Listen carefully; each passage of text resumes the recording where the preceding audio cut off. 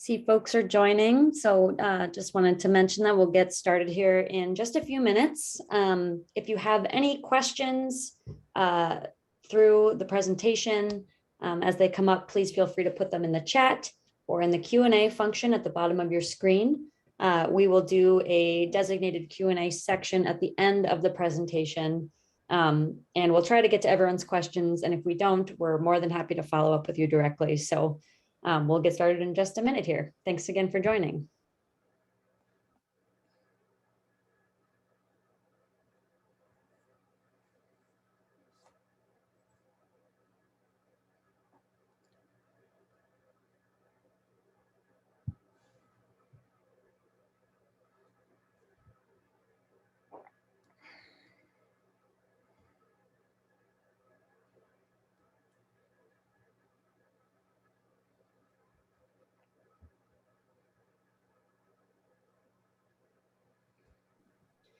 All right, we've got quite a bit to talk about today, so I'm just gonna get started here.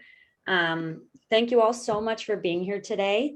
My name is Ingrid Lyons. I'm the Interim Executive Director of Northeastern Minnesotans for Wilderness, which is the parent and lead organization of the Campaign to Save the Boundary Waters. We're here today in light of yesterday's monumental news that the Biden administration canceled the 2 federal mineral leases in the watershed of the Boundary Waters that were held by Twin Metals, Minnesota. These leases were unlawfully renewed in 2019.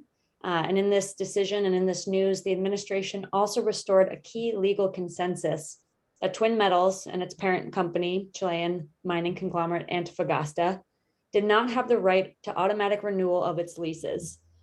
We believe that this marks a return to the rule of law, and it allows for science-based decision-making on where risky mining is appropriate. And that's all we've ever wanted, is really the process to go through.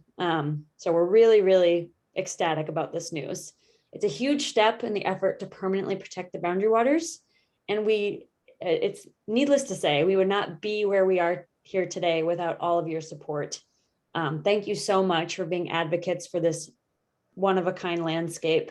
We will continue to need your support as we take the next steps to achieving permanent protections for this wonderful place. Particularly by pushing for the passage of Representative Betty McCollum's permanent protection bill in Congress. It really can't be understated that this is a people-driven movement. We are a grassroots organization. It started with people. It's still about people. So it means a lot that you're here today. It means a lot that you've been with us, and it means a lot that you'll stick with us until we really get this across the finish line. With us today to discuss the news in more depth is our National Campaign Chair, Becky Rahm, and the Senior Legal Director for the Wilderness Society, Allison Flint. Like I've said earlier, please feel free to put any questions in the chat or in the Q&A function, and we'll do our best to answer them. We will have a sort of designated Q&A section at the end of the presentation, but we may also be able to type answers to your questions in the chat. Carter will be tracking the questions as well. And without any further delay, I'll hand it over to Becky. Thank you, Ingrid, and welcome everyone. It's great to be with you today and to celebrate the decision yesterday by the Biden administration to cancel the only 2 federal mineral leases in the Superior National Forest. We are going to talk to you today about what that decision means. We're going to show you some maps so you can understand the significance of this, and also put it in the context of what we as a team need to accomplish in 2022 to make sure that we permanently protect the boundary waters. Our focus is on the 4.3 million acre Quetico Superior ecosystem, which includes the Superior National Forest, and within it, the Boundary Waters Canoe Area Wilderness, America's most visited wilderness, across our international border with Canada, Quetico Provincial Park, and downstream Minnesota's Voyageurs National Park. The Twin Metal lease cancellation yesterday relates to an effort by Antofagasta's Twin Metals to develop a sulfide ore copper mine upstream of the Boundary Waters, Quetico, and Voyageurs Park on Superior National Forest lands. And so yesterday, big setback when the Interior Department canceled the only two federal mineral leases held, and they are held by Twin Metals. The cancellation of these leases is not new. It's something that we have been working on since we started this campaign a dozen years ago. It was a momentous moment yesterday. This is the location that Twin Metals proposes to develop into a sulfide ore copper mine. On the horizon is the Boundary Waters. Two very popular entry points to the wilderness are there, into Gabbro Lake and up the up the South Kawishwe River. So that is up here. This is the South Kawishwe River flowing out of the Boundary Waters until it meets Birch Lake. The current then turns and heads north in this direction into the Boundary Waters. Antofagasta's Twin Metals proposes to develop all of this into a giant copper nickel mine, and quite a bit of land that is off your screen south along Birch Lake, as well as ultimately developing deposits that are over on this shore as well. For those who have been here, Voyager Outward Bound School is over there. The Kawishwe Campground is here. This is River Point Resort.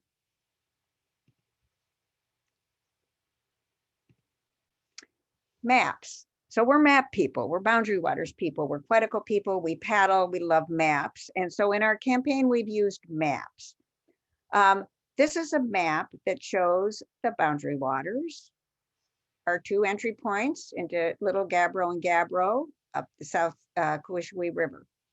This is the South Kawishwe River flowing out of the Boundary Waters, where the water is crystal clean and you can drink it. Totally clean, flows here, where it meets Birch Lake. And then the waters turn and flow north and go through a chain of lakes until it reaches Fall Lake, where it re-enters the wilderness. This brick red image is Twin Metals lease number 1. And you can see that it directly abutted the wilderness in two places. I'll show you a map later of deposits, but it overlays something that is called Spruce Road. This green color, light green color, all over here, down to here and here, that's Twin Metals lease number 2. Those were the two leases that were canceled yesterday.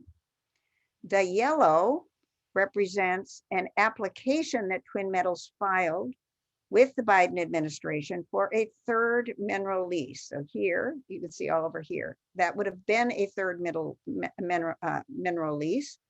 The Biden administration canceled the application for that lease on October 21, 2021, when it commenced a process for a 20-year mineral lease that is going on now. That sort of pinkish purple, that's the footprint of what would have been a Twin Metals mine with its utility corridor down here.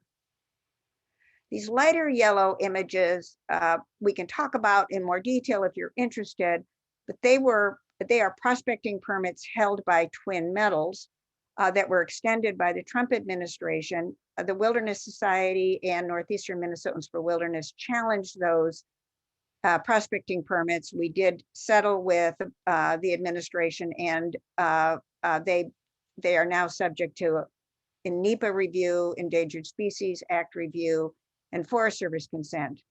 And so they may go away as well. So that's the lay of the land the day before yesterday. This is another image of the leases. Again, the wilderness, the South Kawishwe River, going north then into the Boundary Waters. This is Twin Metals lease number 1, overlaying the Spruce Road mineral deposit. In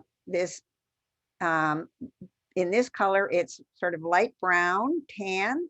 That's federal mineral lease number 2, overlaying two deposits, what's called the Maturi deposit of minerals and what's called the Maturi Southwest deposit of minerals. So that's lease number 2. The fuchsia, I guess I'd call it, is the rejected application by Twin Metals for a third mineral lease. And down here is the Birch Lake deposit, which is underneath Birch Lake. So this is what it looks like today.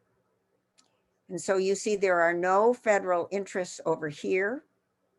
You can see there are big gaps in the Maturi deposit, making it very difficult to develop. There's virtually nothing over Spruce Road. I've also taken off those 13 prospecting permits, although they're not yet resolved, but we're optimistic that they will be favorably resolved. And so you can see the progress we have made as of yesterday with the cancellation of the 2 federal mineral leases. I'm now going to turn to Allison. I'm so delighted to be here with Allison. And she is going to explain what it means in terms of the protection of the boundary waters with the cancellation of the Twin Metals leases. Allison? Thanks, everyone. So glad you could join us today as we continue to celebrate the huge victory that we received yesterday. So this was a long time coming. While the campaign Becky mentioned has been ongoing for about 12 years now, the backstory is over a half century here, dating back to 1966, when a predecessor of Antofagasta's Twin Metals received 2 20-year leases. This was well before modern environmental laws that required looks at impacts on water quality, endangered species, the wilderness. So there was no serious effort to really analyze or look at the impacts to the newly designated boundary waters canoe area wilderness at that time or other resources. And there was no serious effort to develop the leases into a mine for many decades. The leases were renewed without fanfare twice, in 1989 and 2004 for 10 years. And then around 2012, the leases changed hands and interest in developing a mine actually moved forward with a request for a third renewal of 10 years. But after really significant study and public engagement, including by many of you and the beginning of the campaign to save the boundary waters, the Forest Service in 2016 decided that the risks were just too great, and it exercised a right that it has had in statute written by Congress since 1950 to say no. So it withheld its consent to a renewal, and the leases went poof. They expired, they were gone. At the same time, the Obama administration initiated a process to look at banning this type of mining moving forward for 20 years in the watershed. So we were in a good place. The Trump administration came in and it was a dark time based on political pressure from the very top at Antofagasta. The Trump administration resurrected those leases from the dead and subsequently renewed them for 10 years, but with rights to sort of forever renewals on very favorable terms to the company. And it also canceled that proposed ban on new leases for the watershed. So we put up a significant fight in the courts and otherwise, and we were successful in staving off permitting of the Twin Metals mine that Becky showed you the footprint of. But these 2 leases were still hanging out there despite all of our work. And so yesterday's decision to cancel those leases was hugely important, finding that the Trump administration's actions in 2018 and 2019 were unlawful for a whole number of reasons. And canceling them. So I think there, Becky, you can move to the next slide for me. Okay, great. So big implications yesterday, especially in the context of what Becky mentioned, and we'll get into this a bit later, action that the Biden administration took in late October to reinitiate that process of looking at the big picture question of, does this type of mining belong in this location? So this proposed withdrawal, mineral withdrawal that's in the works. So let's see. So we'll talk more about that mineral withdrawal later, but sort of the crux of the implication of yesterday's decision is that it clears the deck for long-term and very durable protections of the watershed from the threat of sulfide or copper mining, and without the possibility of the Twin Metals mine proceeding. So next slide, that is our ultimate goal, achieving a permanent ban on sulfide ore mining in the watershed of the Boundary Waters Canoe Area Wilderness to remove this threat once and for all. And yesterday's action was a really critical step in achieving that ultimate goal. So Becky, I will turn it back to you for now. Thank you. Again, a map. This is a map of the watershed that just shows you how the water flows. So this is a continental divide, the Laurentian Divide, and all surface waters south of the divide flow into Lake Superior. Waters north of the divide flow north. And you can see that the bulk of the boundary waters is in this watershed. And so pollution that would occur as a result of copper nickel mining in the southern half of the watershed would flow north into the northern half of the watershed, which is protected wilderness.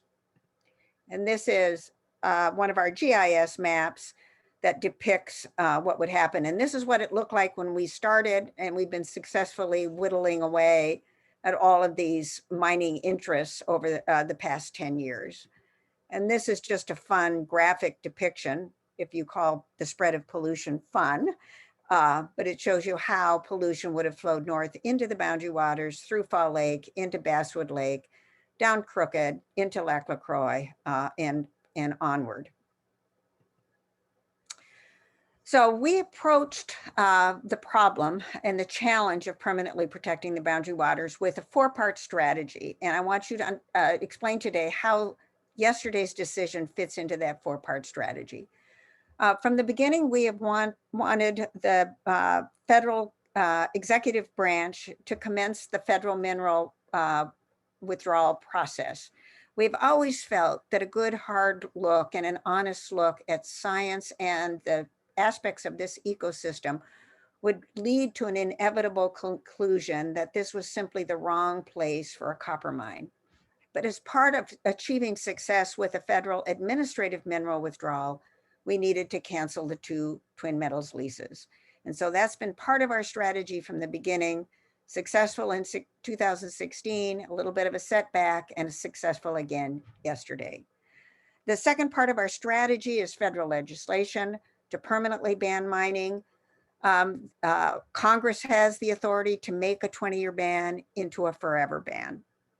But we've also had state strategies because some of the mining would occur on state land. And the map I showed you earlier that eliminated all the federal interests showed you state interests. And so strategies 3 and 4 addressed activities at the state level. The first is a state administrative process to change Minnesota's copper nickel mining rules. And we're in the process for that. We'll talk about it later. And then fourth, a strategy for legislation at the state level to ban mining on state lands. So first I'm going to talk about the federal path to pollution, just a little bit of a deeper dive. We knew with our strategy that we really had to build a campaign that would last over multiple administrations. It had to be a durable path, had to be bipartisan, but it required a longer term approach. And we address this both with a mineral withdrawal concept, which is a mining ban concept, as well as dealing on a separate track with the mineral leases in our effort to get the leases canceled. We also built political support, which is really an education campaign over the years, not only educating the people about what a mineral withdrawal is and why this ecosystem is the wrong place, but also educating policymakers, elected and those who serve in state and federal agencies. And then we had to build a powerful, incredible team over time. And Allison is a great example of the powerful and incredible team we have. We have over 400 conservation, hunting and fishing groups and businesses in our national campaign. We have very experienced leadership.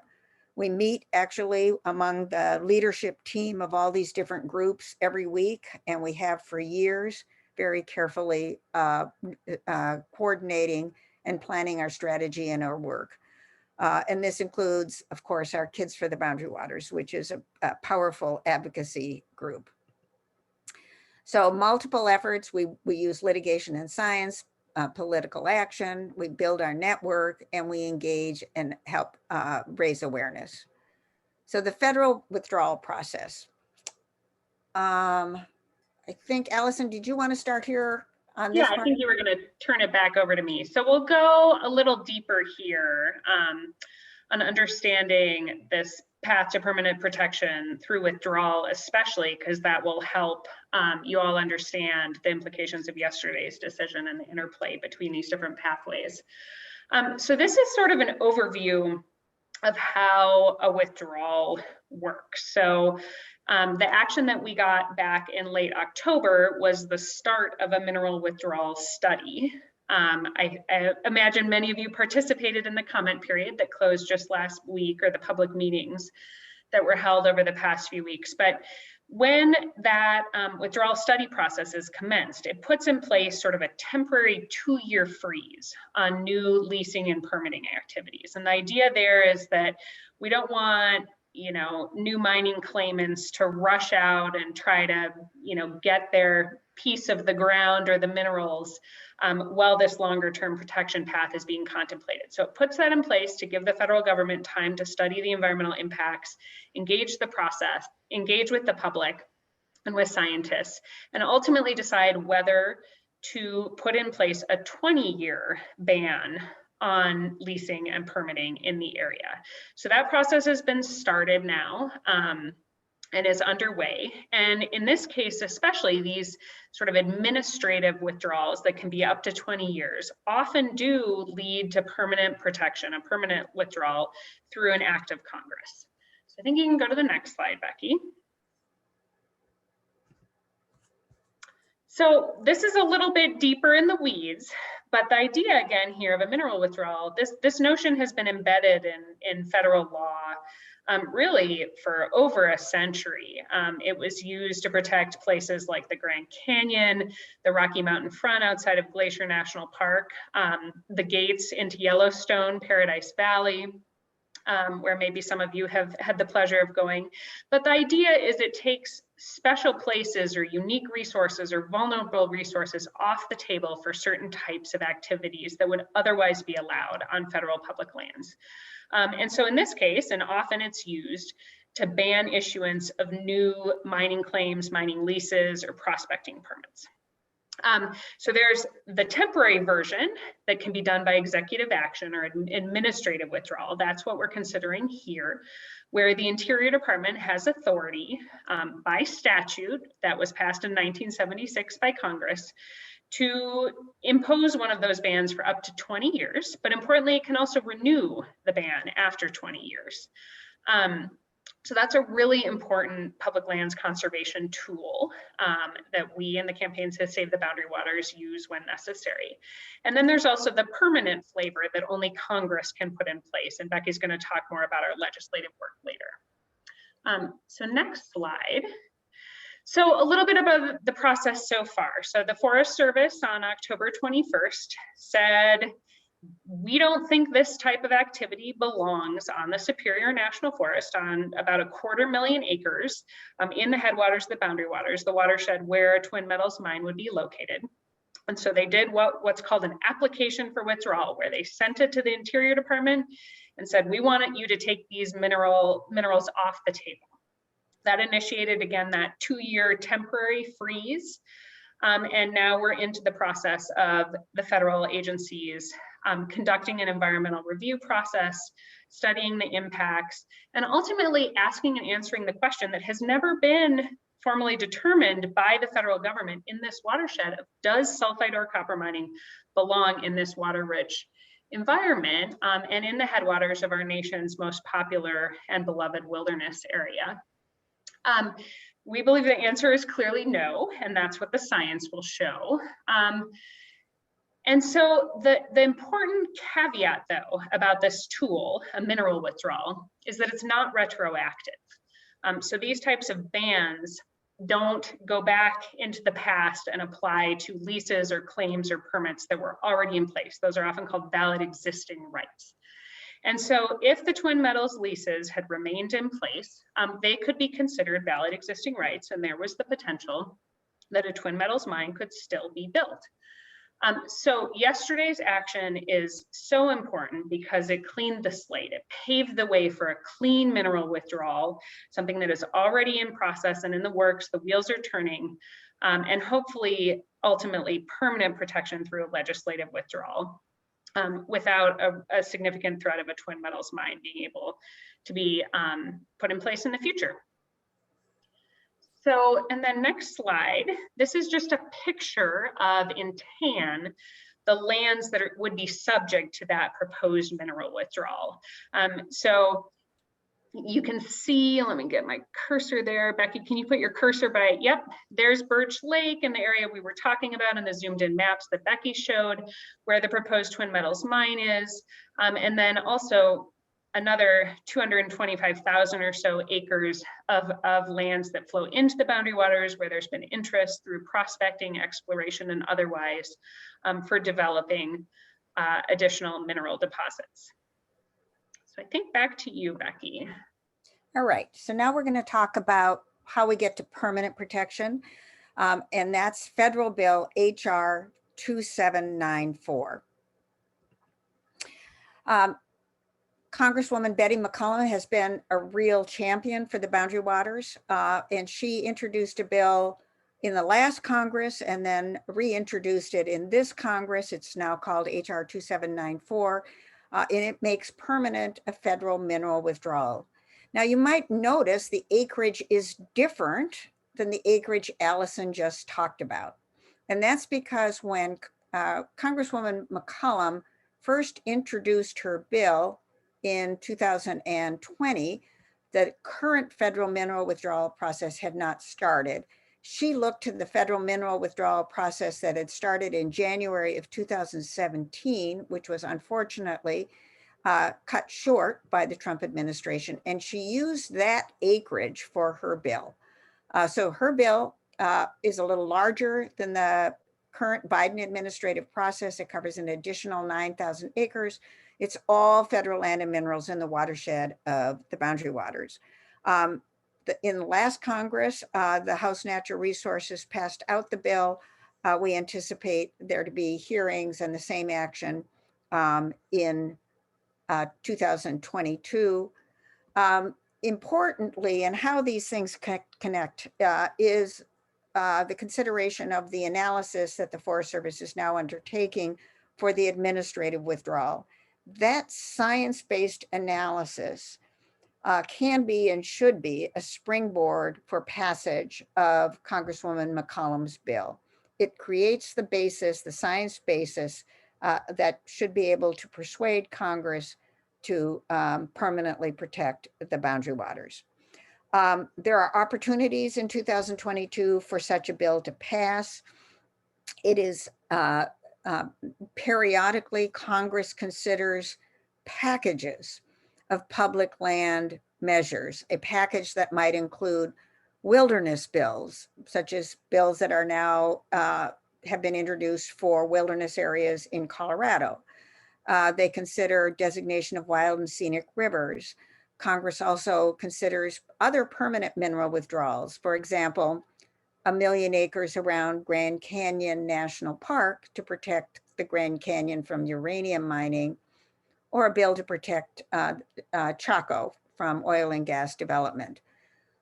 There's now a backlog of bills like this that protect special public lands, and we think 2022 is ripe for a robust public land package, and it's our intent to advocate for and work for the inclusion of a boundary waters permanent protection bill in the public lands package with the goal of passage in 2022. There's also a state component. And remember at the beginning when I talked about our 4 strategies, the federal bill and the federal mineral withdrawal by a Biden administration would cover federal public lands. It doesn't cover state lands. And so as a consequence, Northeastern Minnesotans for Wilderness sued under something called MNERA, which is the Minnesota Environmental Rights Act.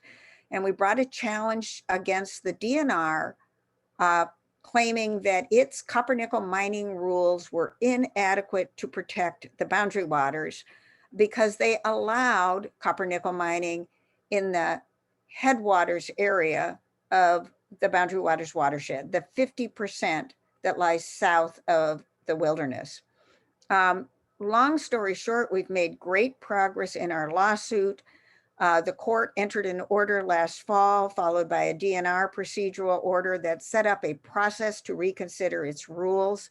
The questions are, should non-ferrous mining be banned in the Rainy River headwaters? Are the rules adequate to protect the boundary waters? The DNR had a 30-day comment period. The comment period ended on November 8th. Over 10,000 people commented on the rules. And now the DNR is pouring through all the material and the scientific and technical information that was submitted to it. And it must report back to Ramsey County District Court on September 12th of 2022 with its decision. We think the science is there to show that they should ban copper mining in the entirety of the Rainy River headwaters. Likewise, we have state legislation pending in the Minnesota legislature. It is the counterpart to Betty McCollum's bill in Congress. It bans mining on state lands. It goes one step further by banning the issuance of state mining permits in the Rainy River headwaters. Part of our argument and case for both the amendment of the Minnesota mining rules, but also the bill, is the state's own work. The Minnesota Pollution Control Agency conducted a water quality assessment of the Rainy River headwaters in 2017. The Minnesota Pollution Control Agency found that the waters of the Rainy River headwaters were exceptionally clean and immaculate, and the MPCA called for additional protection of the Rainy River headwaters.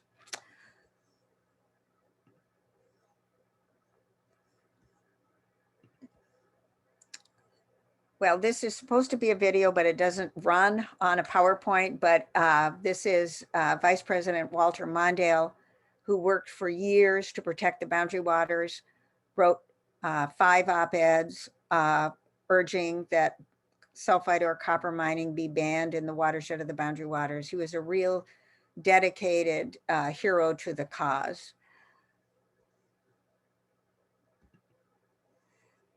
So I'm just wrapping up with action that you could take. We'd be grateful if you considered this. One is to thank all of our Boundary Waters champions, especially as of yesterday, the Biden administration.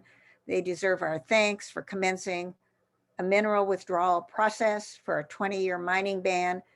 The Biden administration deserves thanks for canceling the twin metals leases. But we also owe gratitude to other members of Congress who stood up and urged the protection of the boundary waters. We've listed a few of them here. There are about 50 co-sponsors of Betty McCollum's bill. So please, if you have an elected representative who has stepped forward, thank that person. If they haven't, urge them to do more. Urge them to support passage of HR 2794, support revision of Minnesota's mining rules, and support passage of state legislation. And so with that, we're going to stop and open it up to questions. Yeah, so thanks to all of you for submitting some really great questions while Becky was speaking. We did compile them into a list, and some can be slightly lumped together. So I'll just pull up this list really quickly. So one of the main concerns that or one of the main questions we're hearing are about the expected twin metals legal challenge to this decision.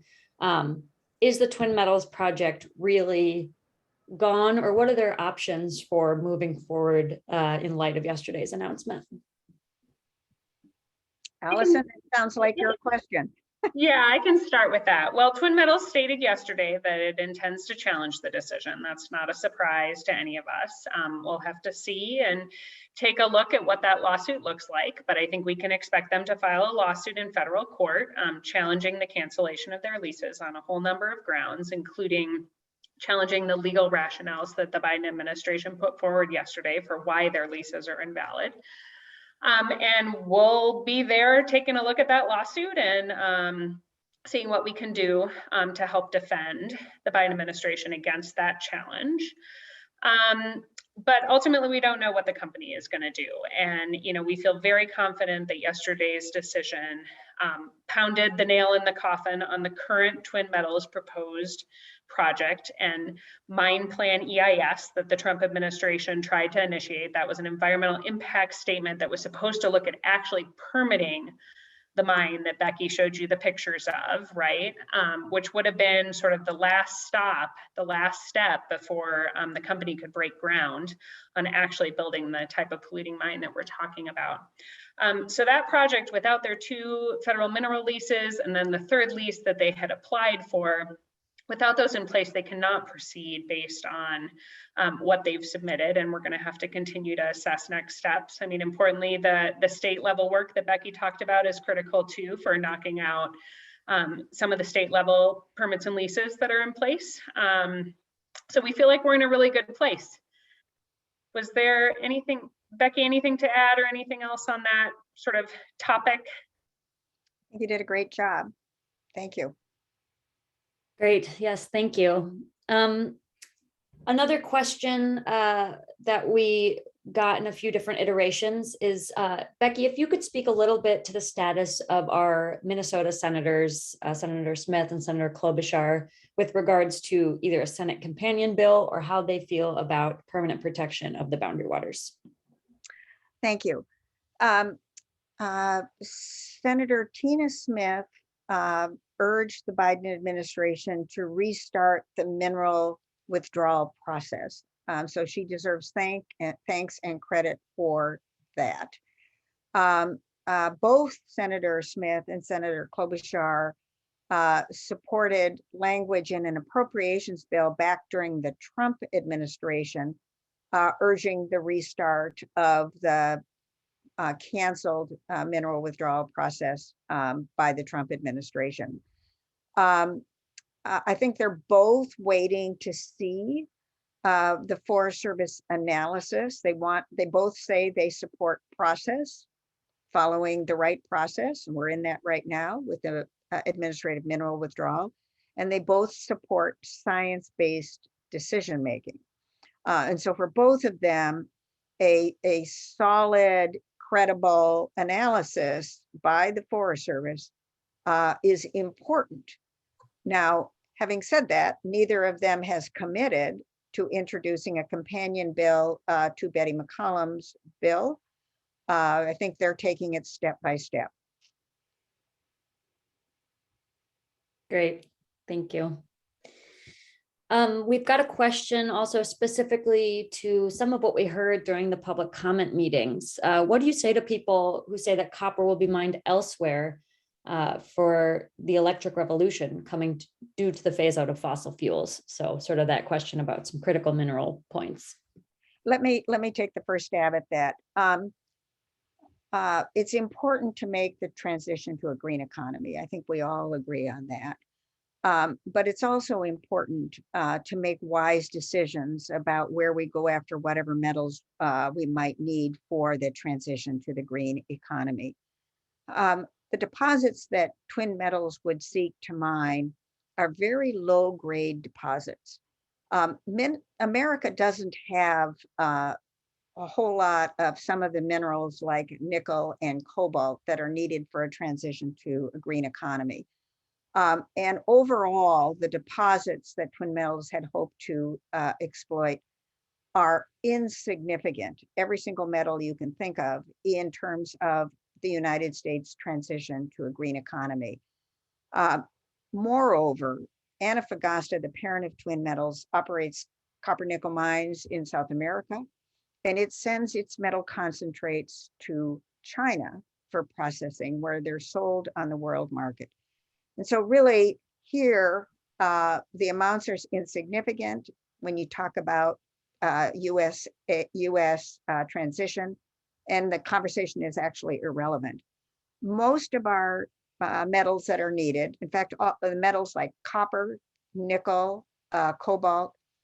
To the extent copper is actually mined in the United States, there are 3 smelters for just copper, but they are all at full capacity and they're vertically integrated with mines owned by the same company. For nickel and cobalt, the United States and the Biden administration have decided that they are going to look to their long-standing secure trading partners to supply those metals. And those metals, those countries are Australia, Norway, Canada, and the quantities of metal that those countries have far outsurpass anything that the United States would have. Canada has 28 times the nickel that the United States has. Australia has 1 cobalt mine that would supply the United States at its current demand for 270 years. And so our trading partners are secure, strong allies that do have strong environmental laws. And so it's actually I think sort of a misguided question when people say, yes, what about exporting our problems? We aren't exporting our problems. The United States is taking a very wise and long-term view and keeping in mind that some places are far more valuable to be saved in their ecological wholeness and integrity. Studies are now showing that the Quetico Superior ecosystem is one of the most important areas in the United States to protect and preserve in an ecologically healthy way if we want to address the climate crisis and the extinction crisis. It's an incredibly important migratory pathway for a whole variety of species. Boreal forests are soaking up the carbon, and our clean water is invaluable. Very good. Thanks, Becky. That's a great question. Another question that we're getting in a few iterations is about the mineral withdrawal process, specifically if the environmental assessment for which the comment period just recently ended, is that a brand new study? Is that a continuation of the discontinued study during the Trump administration? Could you speak a little bit to maybe where all the science went in that last iteration and what role that plays in this current process? Sure, I can jump in on that one. Well, we're fortunate, and the Biden administration is fortunate, that a lot of that analysis was done, started under the Obama administration before the Trump administration canceled the earlier attempt at a 20-year mining ban. But there's more work to be done, and I think it's a little bit of both. This is a new process. The Forest Service filed a new application for similar but slightly different acreage. There's been some new science that's developed since that time, science that continues to support the need and the imperative of putting the mining ban in place. And so they're taking a fresh look at it. They started, they had a new 90-day comment period where supporters for a mining ban showed up even more so than they did last time around, outnumbered pro-mining interests in the 3 public meetings by over 2 to 1, submitted 250,000 comments in favor of the proposal. And then, we've continued to work as a campaign and with all our scientific and policy experts to put together really robust information that builds off of what was done but yanked last time around, and takes it further to show the real solid justifications for the action. So our hope and what we understand the Biden administration is doing is that they will utilize what has already been done before so they can be efficient, while really taking a careful new look at new information, new science, and ultimately making a well-supported decision.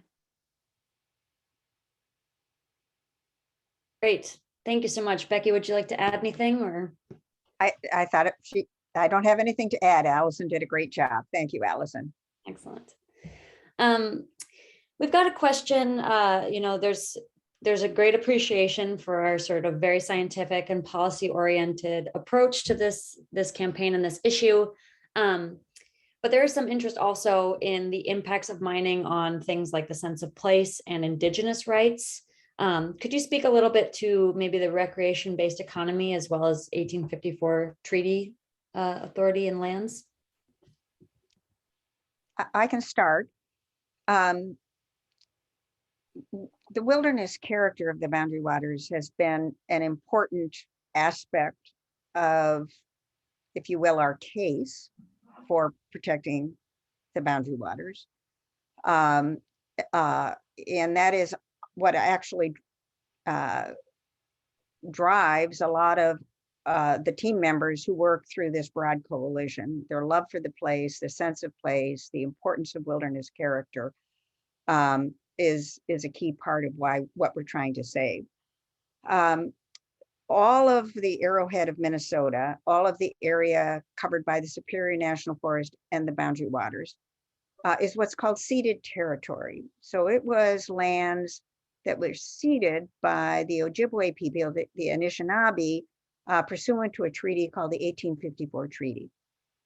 The Anishinaabe retained rights in that treaty when they ceded this territory. And rights include the rights to hunt, fish, and gather. Those are treaty rights.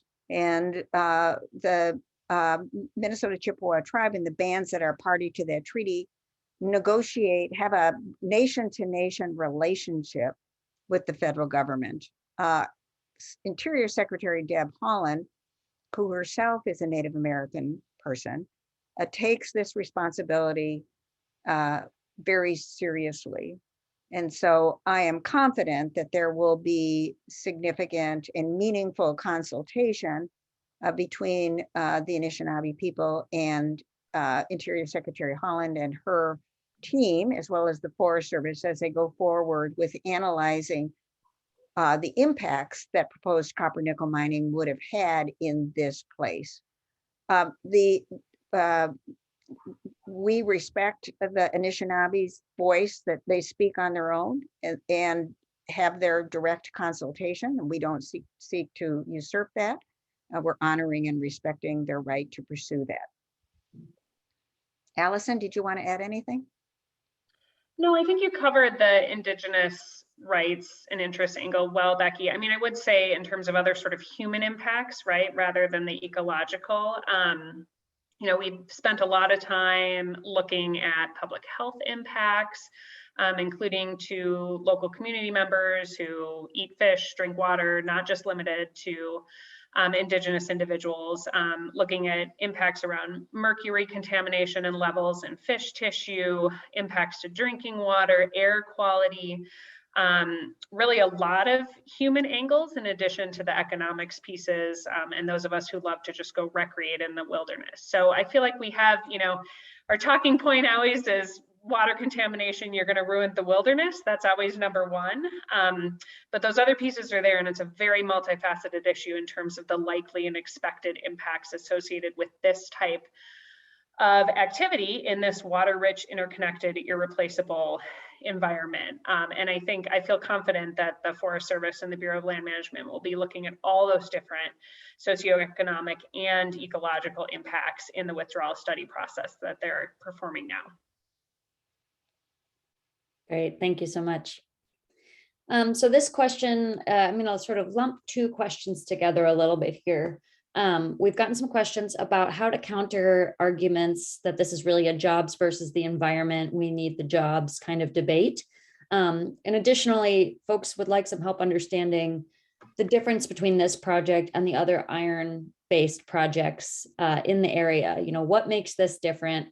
What makes this maybe not the sort of economic driver that folks maybe remember the iron industry being, especially a few decades ago? Let me take the first stab at that. So we have a strong history of mining in northern Minnesota. My grandfather was a Slovenian immigrant in 1892, worked in Ely's hematite mine. So hematite mining, which is where we started in northern Minnesota, is very rich iron ore, 50 to 70% iron ore. And that ore body was basically, when it was taken out of the ground, it was put on rail cars and shipped off to Lake Superior. But as with all mines, we ended up mining our hematite, and it ended up being scarce and expensive. And so processes were developed to be able to utilize low-grade iron ore, which is called taconite, which is 20 to 30% ore. Now with hematite, there was basically no waste. When taconite mining started, there ended up being waste. And so if you drive north, you see giant tailings piles and waste piles because only 20 to 30% of the ore that's dug up can be, it contains the iron ore. Sulfide ore mining is completely different. It's a different ore body.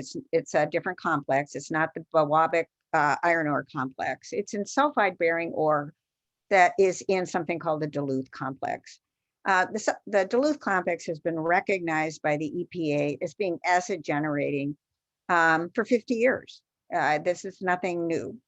But a big distinction is that it is very low grade. So we went from hematite mining as much as 70% iron to taconite mining as much as 30% iron to copper nickel mining in the Duluth complex, which is 1% metal. So you go from no waste to 99% waste. And what does that waste mean? That waste means long-term pollution in our ecosystem. The ore that is brought up from the underground, from earth, the sulfide bearing ore, when exposed to air and water, generates acid mine drainage, which is a brew of sulfides, sulfates, and heavy metals. Toxic to life as we know it, toxic to life in the ecosystem all the way up the chain to humans. And the experience that the United States has had with these kinds of mines is that every one of these mines ends up degrading water quality. Mining here would also damage the landscape. The reason why our waters in the Rainy River headwaters are so clean and immaculate is because it's 99% forested. So it's a perpetual water problem. It's a hit to our landscape, which also is a problem with water quality. It's an area where there's our endangered species. It's a high recreation value area. A lot of problems with this type of mining in this place. But what about the economics? Is it really an environment versus jobs argument? And I would say it is not. So, you know, my family started here in hematite mining. The last mine closed in 1967. So we haven't had a mine in the Ely area for a very, very long time. What we have had in the Ely area for more than 100 years is an economy that's based on the wilderness canoe country, and it has gotten even more robust over time. It's now expanded from just an outdoor recreation economy to an amenity-based economy. So what's that? That means the economy includes a lot of people like me who don't live here because I have an outdoor recreation business. I live here, it's because it's a great place to live. And so we're seeing the influx of more and more people and families who want to live in this place, telecommute, bring their own businesses, start a business, work for a business in town, and we're doing well. Now, what do the studies show? If you take a snapshot of northeastern Minnesota and the 3 counties, you find that we are a very diverse economy. 2% of our economy is mining, 98% is something else. If you look at what copper mining would mean in the watershed of the Boundary Waters over a 20-year horizon, the only independent study, which is also peer-reviewed and published by Harvard professor James Stock, tells us that our region would be far better off in both jobs and income if we had no mining. And that's because over time, mining has become extraordinarily automated. There used to be, 1980, somewhere between 15,000 and 18,000 miners employed in the taconite mines. Today, with the same level of taconite production, we have maybe 3,500 people working in those mines. Copper mines around the world are rapidly automating. And so any kind of a mine that in this very low grade 1% ore would have to be highly automated and would bring few jobs while harming significantly our amenity-based and our outdoor recreation economy that really is sustainable forever if we keep copper mining away. Absolutely. Thank you, Becky. We have a hard stop at 1 o'clock, so I'm gonna just ask one last question here. If we didn't get to your question, you can always shoot us an email, either info@savetheboundarywaters.org. My email is just ingrid@savetheboundarywaters.org. We are always happy to chat with folks and follow up on individual questions. And we will be sending a recording of this out after the fact.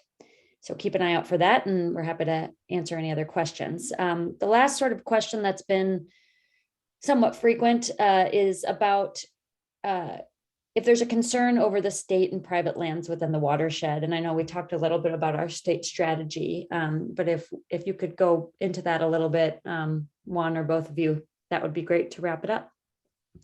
Well, the answer is yes, and that's why we have a four-part strategy to permanently protect the boundary waters.